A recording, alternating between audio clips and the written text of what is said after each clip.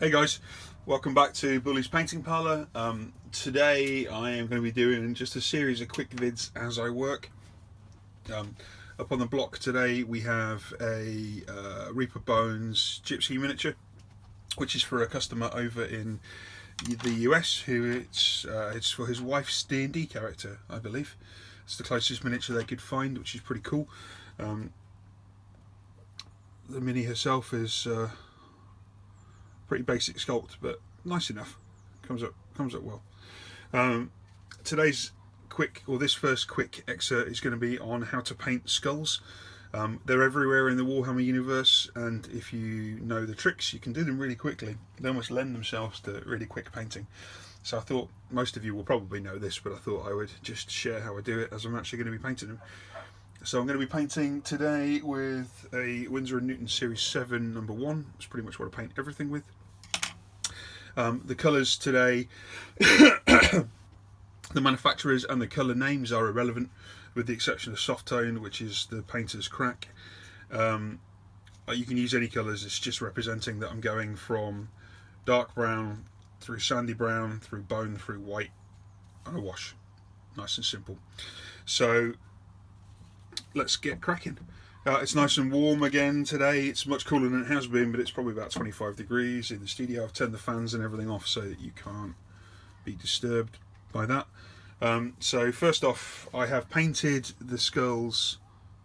I've painted the skulls brown already, leaving the deepest recesses and shades black. Now I'm going to put some desert yellow from Army Painter down. Again, the colour itself doesn't really matter, as long as it's a kind of pale, dirty brown colour. See if we can get it to focus about that level. Actually, can I zoom? Oh, I can zoom. Look at that! Isn't that amazing, guys? Fucking technology on an iPhone, eh? Okay, so what you do is we're using the flat of the brush. And we are really uncarefully at the minute, doesn't really matter, we're just going to quickly just draw down.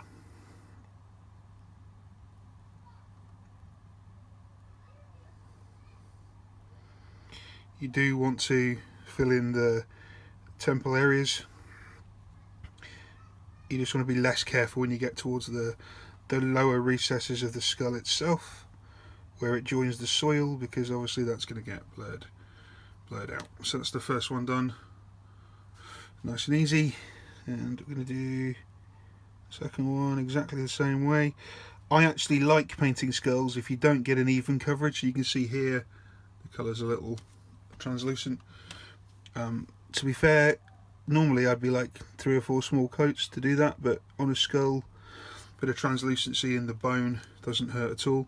I just want to make sure I've actually picked out the limit of the detail on this, which you can see is down there. So now I have. Well, you would have seen if I hadn't been off camera. Good filming, Paul. Okay. So now the brown is down, I'm gonna take bone white. You notice I'm doing this quickly. In other words, the current colour that's on the skulls hasn't actually dried. Whilst that's not essential, I'm a big believer in kind of wet on wet when you're just doing quick work. It helps to soften the transitions. Sorry, let's just move that. So it's actually where I'm going to be painting. There we go, we can see now. And I am just going to, again, follow the front.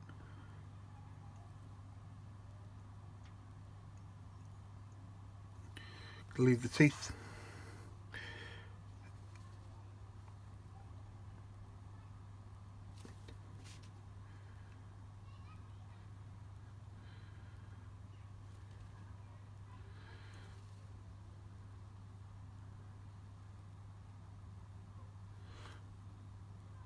So it's looking pretty rough.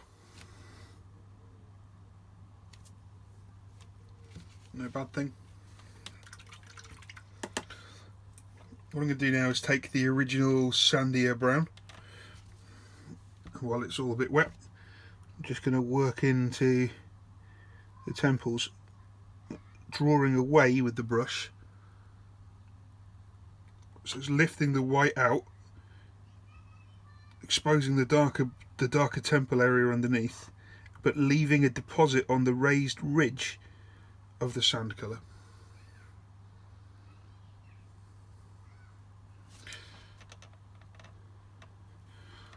I'm also going to go in with the sand colour and do the lower nose area, kind of upper jaw. I'm just going to darken that down a little bit.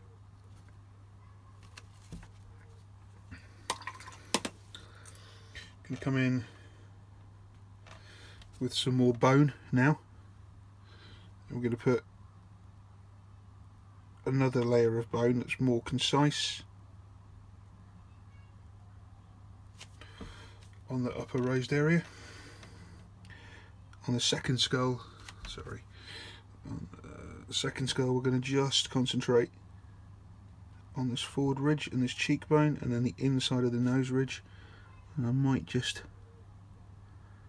feather a bit around the back.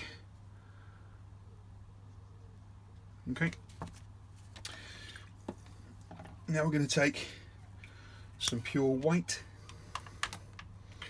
Army Painter again in this instance. It's only because the Army Painter tray of my paints of all my different racks was the closest. Again, no time allowing for this to dry, this paint's all wet. We're gonna start in the corner here and do what we would call overworking the paint. So I'm going to be pulling it repeatedly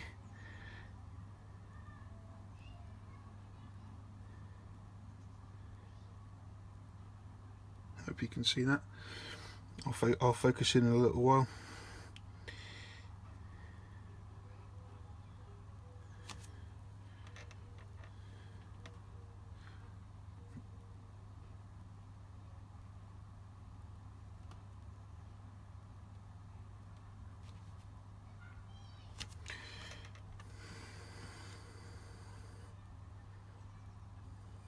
Again, overworking it.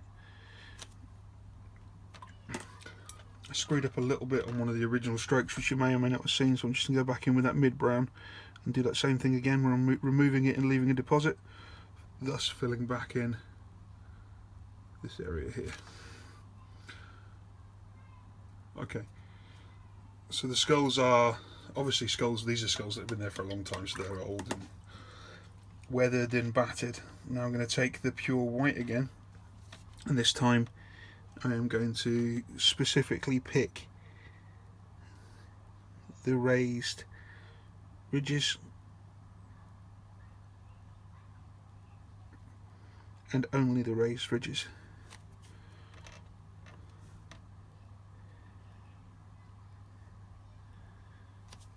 It's important to get little areas like the inner inside of the nose bones.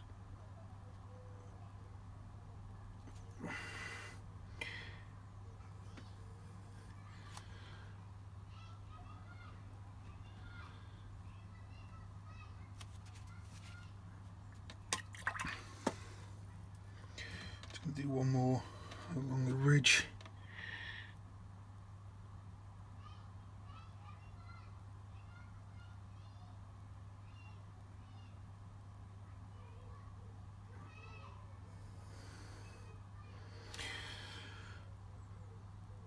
Okay, so what we've got now is scratches, chips, battered. Now it's drying, you can start to see the variation of the skull, especially because obviously I appreciate on the iPhone camera it doesn't pick all of that out as much. I'm just going to go back in, just going to quickly pick out a couple of the teeth.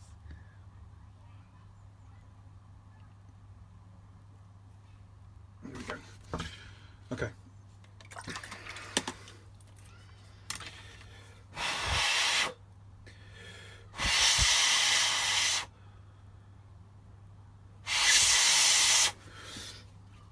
Pretty warm, like I said, so it dries pretty quick, but now I want it to be dry, so I'm going to get some of the Army Painter soft tone ink, which is awesome in every way. And when I say some of, I mean I'm going to drown the brush in it.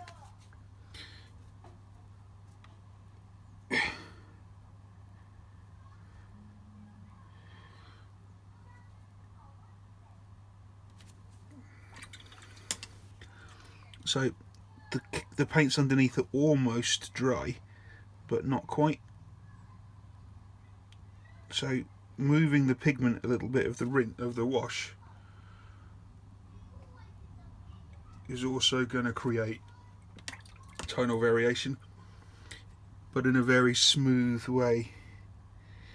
What I want to be careful of is that none of the lighter colour pulls in the eyes. Take another blot, and I'm just going to specifically nail into the eyes.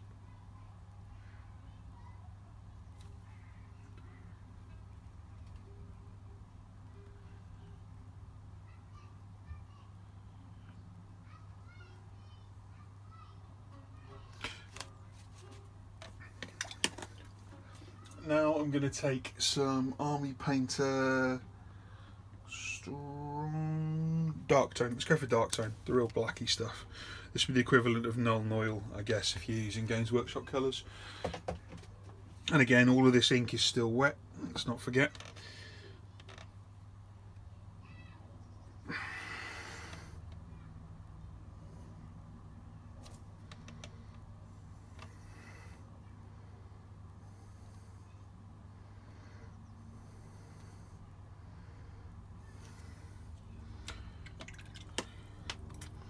So we're going to drip in, and then we're going to pull out,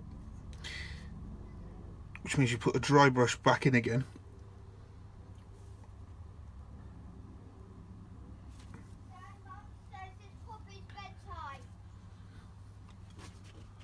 So, excuse my son there.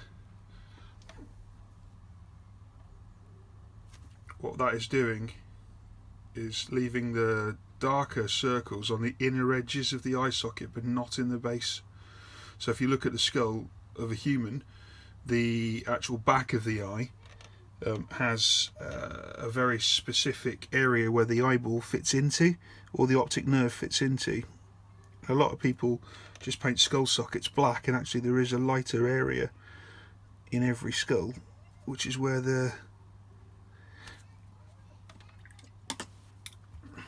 that's where the optic nerve and the eyeball itself sit on. Okay, so there we go. These are obviously very weathered skulls. Just knock that back so you can see the delineation between the skulls. Okay, so this one here, when this one's dry, I'll whack in the eye a little bit more, but the other one is fine. And I don't know if the camera will actually pick up, but by overworking the paint and by pulling it, what I've done is, oh come on you bastard, focus, put all these striations into the skull, you see. Now granted there's going to be like a bush here and stuff anyway, but there is a really quick cheat on how to do weathered basing skulls. It's starting to look nice. Right, thanks very much guys, and I will be back in a little while to do some more. Cheers. Bye.